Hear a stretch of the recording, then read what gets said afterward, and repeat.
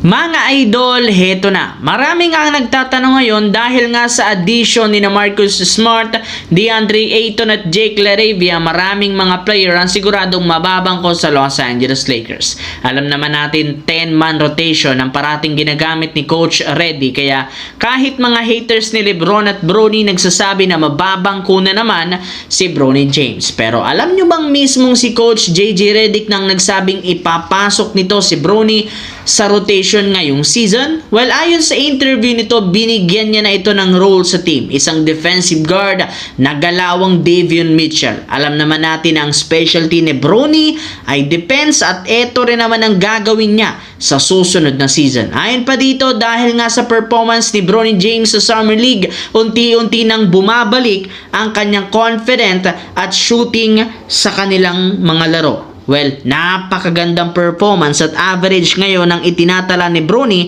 at dahil sa pinakita niya, ipapasok nga ito sa rotation. Anong masasabi niyo dito mga idol?